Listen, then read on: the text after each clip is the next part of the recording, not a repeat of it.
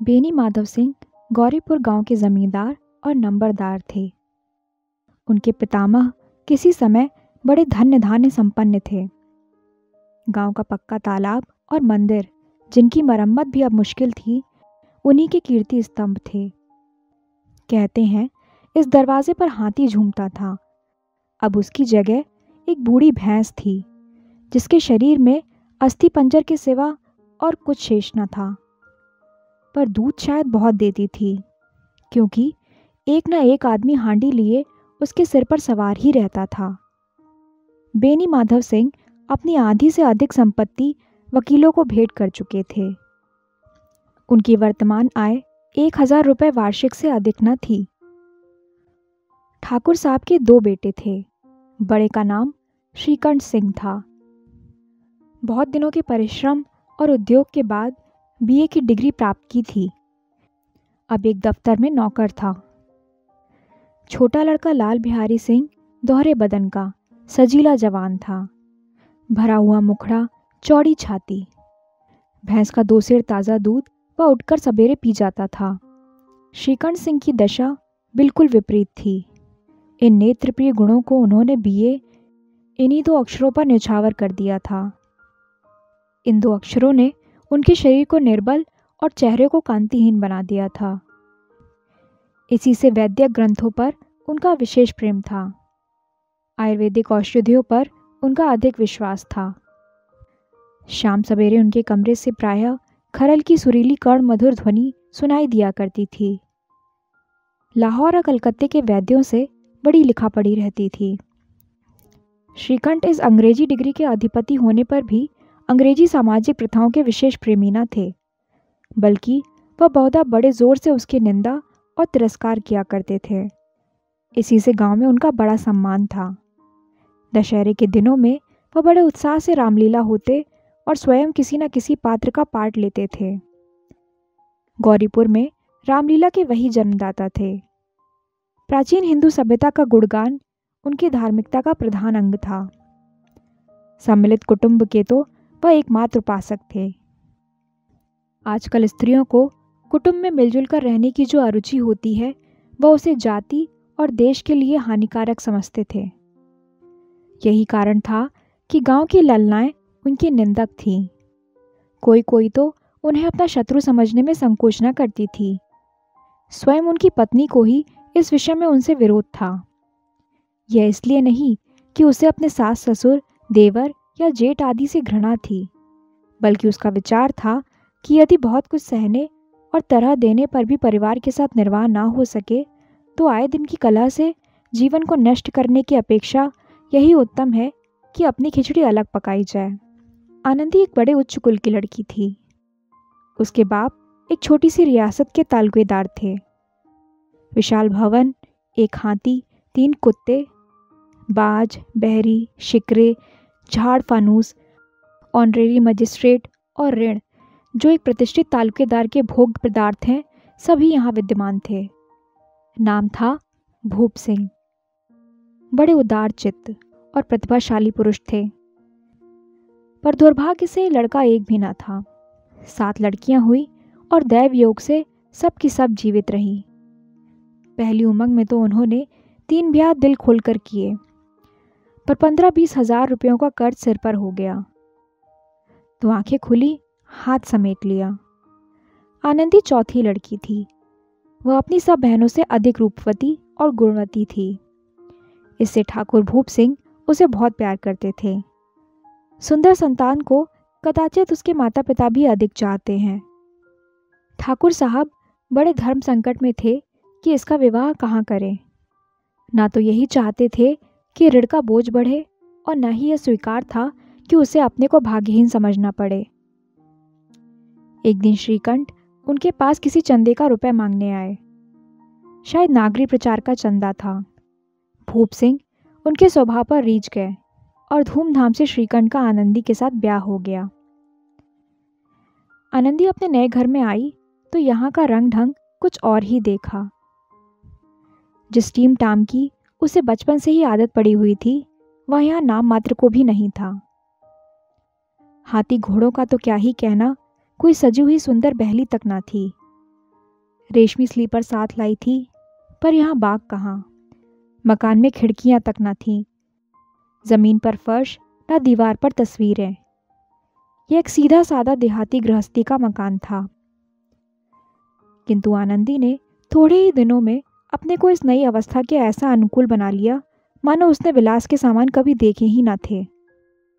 एक दिन दोपहर के समय लाल बिहारी सिंह 2 चिड़िया लिए हुए आया और भावत से बोला, जल्दी से पका दो, मुझे भूख लगी है। आनंदी भोजन बनाकर उसकी राह देख रही थी। अब वह नया व्यंजन बनाने बैठी। हांडी में देखा तो घी पाव भर से अधिक न था। बड़े घर की बेटी किफायत क्या जाने, उसने सब घी मांस में डाल दिया। लाल बिहारी खाने बैठा तो दाल में घी ना था। बोला, दाल में घी क्यों नहीं छोड़ा? आनंदी ने कहा, घी सब मांस में पड़ गया। लाल बिहारी जोर से बोला, अभी परसों घी आया है, इतना जल्दी उठ गया?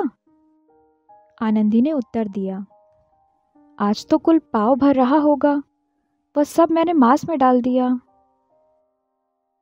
जिस तरह सूखी लकड़ी जल्दी से जल उठती है, उसी तरह क्षुधा से बावला मनुष्य जरा जरा सी बात पर तिनक जाता है।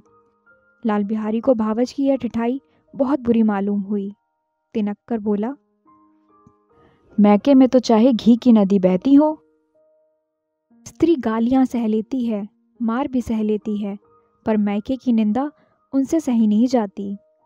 आनंदी मुंह फेर कर बोली, हाथी मरा भी तो 9 लाख का, वहां इतना घी नित्य नाई का हार खा जाते हैं।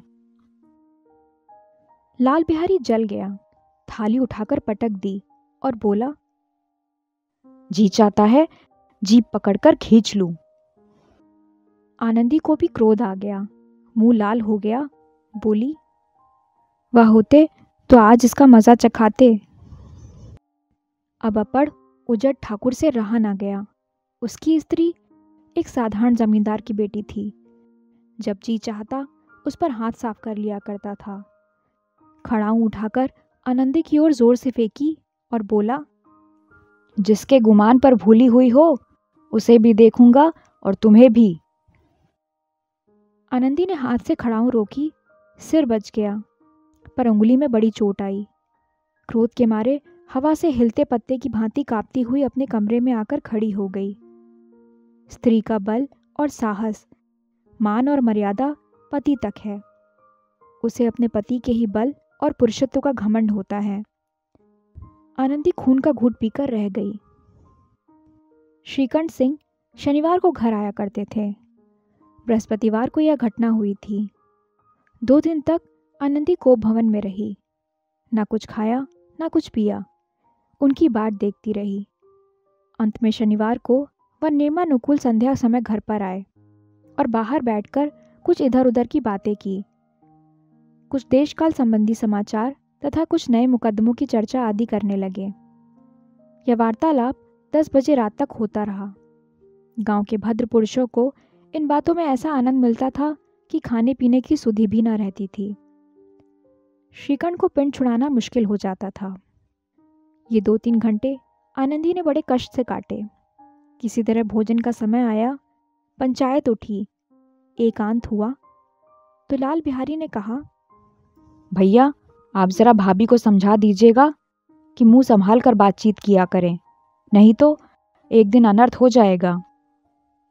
बेनी माधव सिंह ने बेटे की ओर साक्षी दी।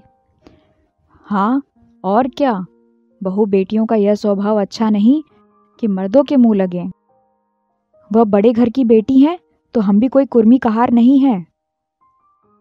श्रीकंठ ने चिंतित स्वर में पूछा, आखिर बात क्या हुई?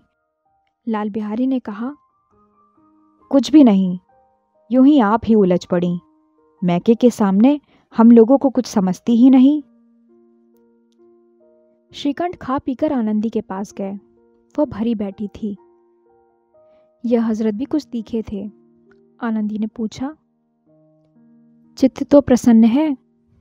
श्रीकंठ बोले, बहुत प्रसन्न है, पर तुमने आजकल घर में यह क्या उपद्रव मचा रखा है?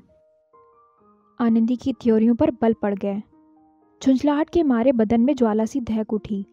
बोली, जिसने तुमसे यह आग लगाई है उसे पाऊं मुंह झुलस दूं। इतनी गर्म क्यों होती हो? बात तो कहो। क्या कहूं? मेरे भाग्य का फेर है, नहीं तो गवार छोकरा जिसको चपरासी गिरी करने तक का शऊर नहीं, मुझे खड़ाऊं से मारकर यूं ना करता।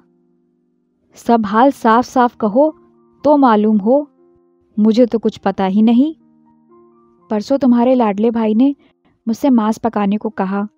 घी हांडी में पाव भर से अधिक ना था। वह सब मैंने मांस में डाल दिया। जब खाने बैठा तो कहने लगा, दाल में घी क्यों नहीं है? बस इसी पर मेरे मैके को बुरा भला कहने लगा।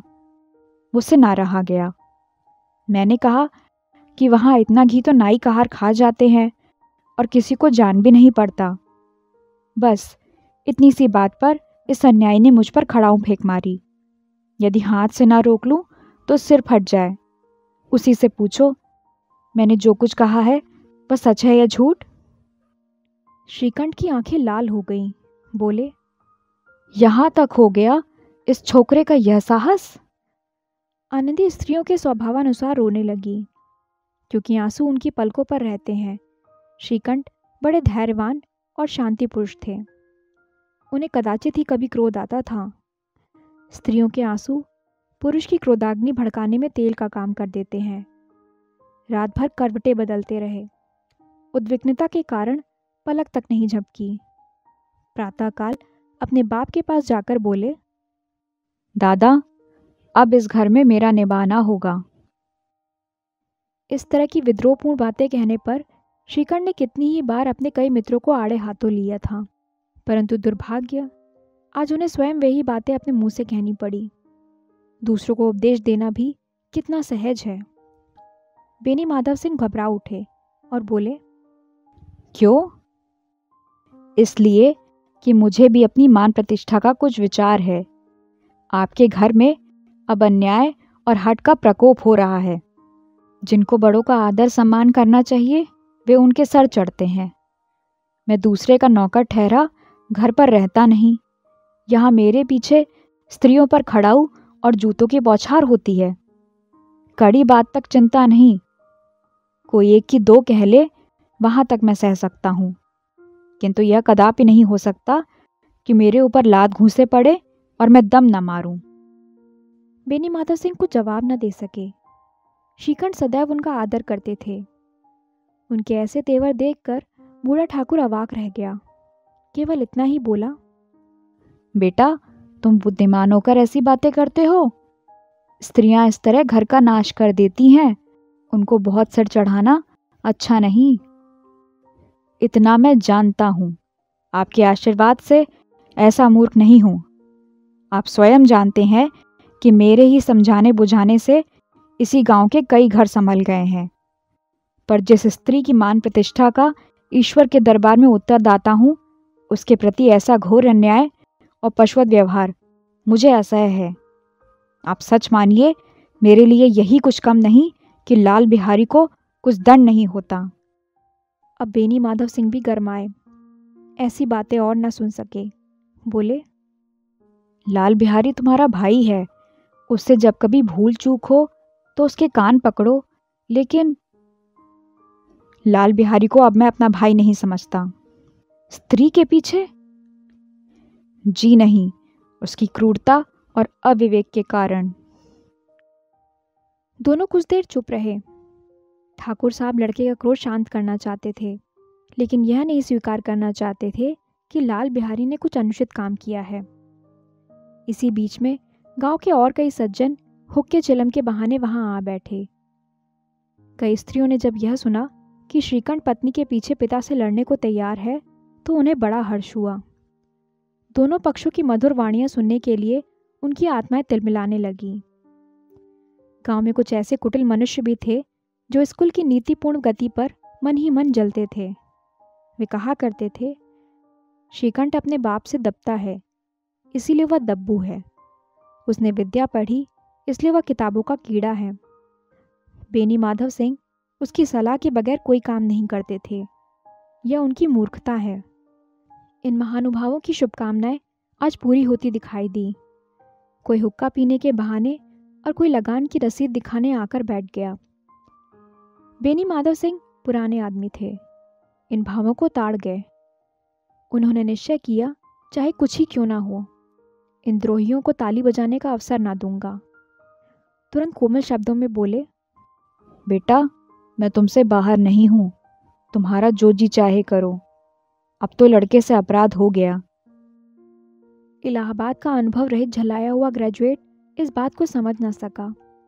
उसे डिबेटिंग क्लब में अपनी बात पर अड़ने की आदत थी। इन हथकंडों की उसे क्या खबर। बाप ने जिस मतलब से बात पलटी थी वह उसकी समझ में ना आया। बोला, लाल बिहारी के साथ अब इस घर में नहीं रह सकता। बेटा, बुद्धिमान लोग मूर्खों की बात पर ध्यान नहीं देते। वह बेसमझ लड़का है, उससे जो कुछ भूल हुई उसे तुम बड़े होकर क्षमा करो। उसकी इस दुष्टता को मैं कदापि नहीं सह सकता। या तो वही घर में रहेगा या मैं ही।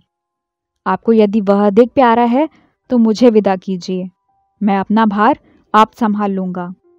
यदि मुझे रखना चाहते हैं तो उससे कहिए जहाँ चाहे चला जाए, बस यह मेरा अंतिम निश्चय है। लाल बिहारी सिंह दरवाजे की चौखट पर चुपचाप खड़ा भाई की बातें सुन रहा था। वह उनका बहुत आदर करता था। उसे कभी इतना साहस ना हुआ कि श्रीकांत के सामने चारपाई पर बैठ जाए, हुक्का पी ले या पान खा ले। बाप का भी वह इतना मानना करता था। श्रीकांत का भी उस पर हार्दिक स्नेह था। अपने होश में उन्होंने कभी उसे घुड़का तक न था। जब वह इलाहाबाद से आते तो उसके लिए कोई ना कोई वस्तु अवश्य लाते। मुदगर की जोड़ी उन्होंने ही बनवा दी थी। पिछले साल जब उसने अपने डोड़े जवान को नागपंचमी के दिन दंगल में पछाड़ दिया तो उन्होंने पुलकित होकर अखाड़े में ही जाकर उसे गले लगा लिया था। 5 रुपए के पैसे लुटाए थे। ऐसे भाई के मुंह से आज ऐसी हृदय विदारक बात सुनकर लाल बिहारी को बड़ी ग्लानि हुई। वह फूट फूट कर रोने लगा। इसमें संदेह नहीं कि अपने किए पर पछता रहा था।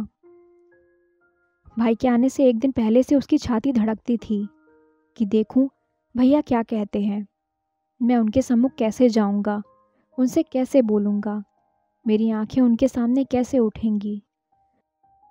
उसने समझा था कि भैया मुझे बुलाकर समझा देंगे।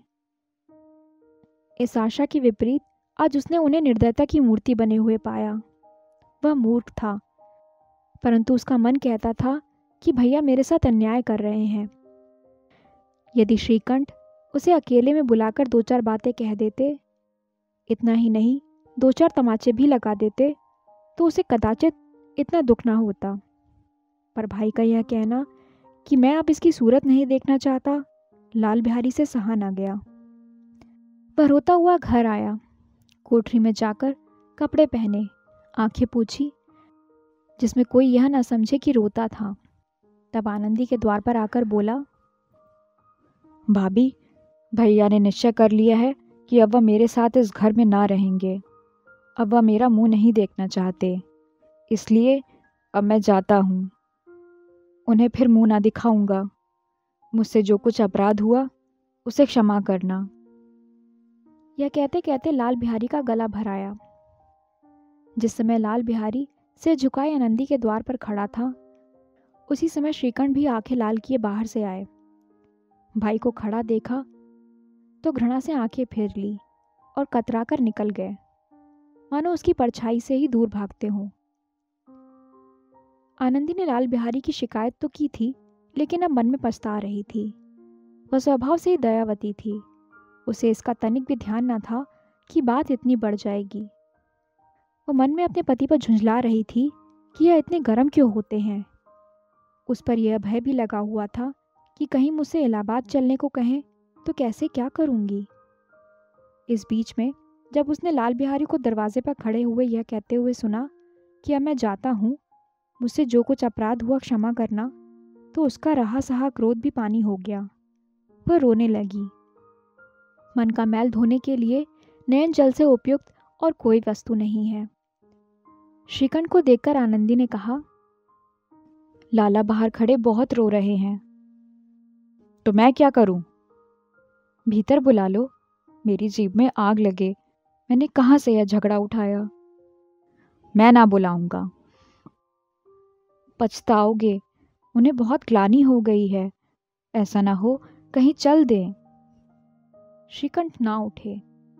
इतने में लाल बिहारी ने फिर कहा, भाभी, भैया से मेरा प्रणाम कह दो। वह मेरा मुंह नहीं देखना चाहते, इसलिए मैं भी अपना मुंह उन्हें ना दिखाऊंगा। लाल बिहारी इतना कहकर लौट पड़ा और शीघ्रता से दरवाजे की ओर बढ़ा। अंत में आनंदी कमरे से निकली और उसका हाथ पकड़ लिया। लाल बिहारी ने पीछे फिरकर देखा और आंखों में आंसू भरे बोला, मुझे जाने दो। कहाँ जाते हो? जहां कोई मेरा मुंह न देखे। मैं न जाने दूंगी। मैं तुम लोगों के साथ रहने योग्य नहीं हूं। तुम्हें मेरी सौगंध अब एक पग भी आगे न बढ़ाना। जब तक मुझे यह ना मालूम हो जाए कि भैया का मन मेरी तरफ से साफ हो गया है, तब तक मैं इस घर में कदापि न रहूंगा। मैं ईश्वर को साक्षी देकर कहती हूँ कि तुम्हारी ओर से मेरे मन में तनिक भी मैल नहीं है। अब श्रीकंठ का हृदय भी पिघला। उन्होंने बाहर आकर लाल बिहारी को गले लगा लिया। दोनों भाई खूब फूट फूट कर रोए। लाल बिहारी ने सिसकते हुए कहा, भैया, अब कभी मत कहना कि तुम्हारा मुंह न देखूंगा। इसके सिवा आप जो दंड देंगे मैं सहर्ष स्वीकार करूंगा। श्रीकंठ ने कांपते हुए स्वर में कहा, लल्लू, इन बातों को बिल्कुल भूल जाओ। ईश्वर चाहेगा तो फिर ऐसा अवसर ना आवेगा। बेनी माधव सिंह बाहर से आ रहे थे। दोनों भाइयों को गले मिलते देखकर आनंद से पुलकित हो गए। बोल उठे, बड़े घर की बेटियां ऐसी ही होती हैं, बिगड़ता हुआ काम बना लेती हैं। गांव में जिसने यह वृत्तांत सुना, उसी ने इन शब्दों में आनंदी की उदारता को सराहा।